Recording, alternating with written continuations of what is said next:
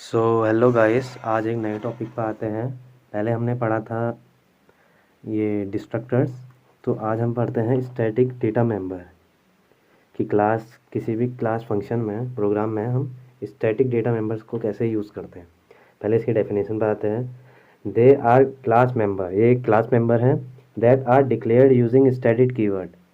Static keyword keyword एक static keyword है, उससे यूज़ करने से हम उसकी यूज़ करने में हम डिक्लेयर कर सकते हैं किसी भी क्लास में। स्टैटिक कीवर्ड को हम किसी भी क्लास में डिक्लेयर कर सकते हैं। इसका मीन्स देयर कीवर्ड की हेल्प से there is only one copy of static data member in class. इसकी एक ही कॉपी रहती है स्टैटिक डेटा मेंबर्स की, even if there are many class objects. मतलब हमारे पास बहुत सारे ऑब्जेक्ट्स हो सकते हैं पर उसकी एक ही कॉपी रहेगी स्टैटिक डेटा मेंबर। क्यों? This is because all objects share static data members. सारे ऑब्जेक्ट्स एक स्टैटिक डेटा मेंबर्स को शेयर करते हैं। एक ही स्टैटिक डेटा मेंबर होता है।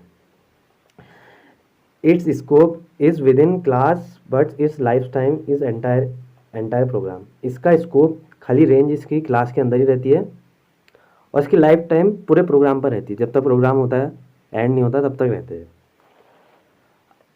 अब इसके डिक्लेरेशन पर आते हैं। डिक्लेरेशन सिंटैक्स है उसका स्टैटिक, पहले स्टैटिक कीवर्ड लिखते हैं, फिर डेटा टाइप, कोई भी डेटा टाइप्स होता है, फिर मेंबर नेम, फिर मेंबर नेम लिख सकते हैं हम। लिमिटेशन, इसके कुछ लिमिटेशन है। It can be access only static member declare in same class. मतलब स्टैटिक मेंबर्स को एक्सेस कर सकता है। In other words we can not access non static members. Non static members को हम एक्सेस नहीं कर सकते स्टैटिक डेटा मेंबर्स में। तो ये है static data members.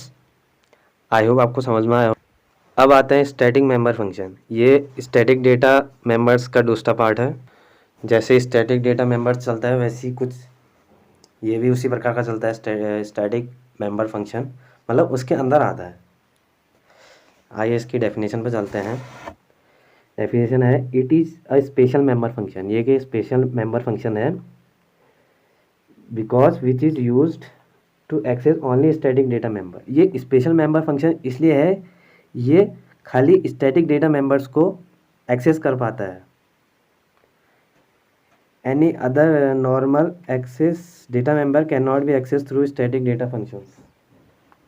Static data functions मतलब स्टैटिक डेटा फंक्शन खाली स्टैटिक डेटा मेंबर्स को एक्सेस कर सकता है, कोई अदर नॉर्मल मेंबर फंक्शंस को नहीं। फिर we can access static data member function with class name by using syntax. Syntax की हेल्प से हम इसको एक्सेस कर सकते हैं। पहले लिखते हैं हम क्लास का नेम, जो भी क्लास का नेम होगा, फिर resolution operator, scope resolution operator आपको पता ही है, पहले बता रखा है। फिर आता है मेंबर फंक्शन, जो हमने नाम लिखा है ना, फंक्शन नेम, जो भी हमने फंक्शन का नाम लिखा है वो आता है। फिर उसके अंदर आते हैं पैरामीटर या आर्ग्यूमेंट्स। एक एग्जांपल के थ्रू आपको समझाते हैं। हमने एक क्लास बनाई क्लास एक्स के नाम से, क्लास का नाम है एक्स, फिर लिखा है पब्लिक, उसके अंदर एक्सेस स्पेसिफायर स्टैटिक कीवर्ड डाल दिया है, वॉइड एफ, फिर पैरामीटर, ये फंक्शन नेम आ गया। ये हमने स्टैटिक डेटा मेंबर्स को स्टैटिक डेटा मेंबर है, उसमें हमने क्या लिखना था, पहले स्टैटिक कीवर्ड लिखते हैं, फिर डेटा टाइप या रिटर्न टाइप, फिर फंक्शन का नेम, जो भी डेटा मेंबर का नेम या फंक्शन का नेम जो भी होता है। तो स्टैटिक कीवर्ड लिखा वॉइड एफ, ये स्टैटिक डेटा मेंबर हो गया। फिर INT मेन पर आता है। यहाँ क्लास ख़त्म होगी हमारी। मेन पर लिखा है एक्स इक्वल टू एफ, फिर दो कल स्मॉल ब्रैकेट। तो ये हमारा कॉलिंग होगी मेंबर फंक्शन की directly with the class name. Class name के हेल्प से हमारे क्लास का जो नेम है उससे मेंबर फंक्शन कॉल हो गया। तो यहाँ से एक्स, जो एफ़ की वैल्यू होगी वो एक्स को चले जाएगी। तो ये है स्टैटिक मेंबर फंक्शन का एग्जांपल। अब कुछ बातें इसके बारे में और जानते हैं हम। They can be called using an object. एक ऑब्जेक्ट की हेल्प से ये कॉल होते हैं, एंड क्लास नेम या क्लास नेम की हेल्प से, एंड स्कोप रिजोल्यूशन ऑपरेटर या स्कोप रिजोल्यूशन ऑपरेटर की हेल्प से ये कॉल होते हैं। ठीक है। They can not be static, static नहीं हो सकते, and non static version of same, there can not be static and non static version of same function, same function का स्टैटिक और नॉन स्टैटिक वर्जन नहीं हो सकता। Mean static and non static members नहीं हो सकते, खाली स्टैटिक डेटा मेंबर्स हो सकते हैं, ये सेम फंक्शन में नहीं हो सकता है। तो ये है पूरा स्टैटिक मेंबर फंक्शन के बारे में।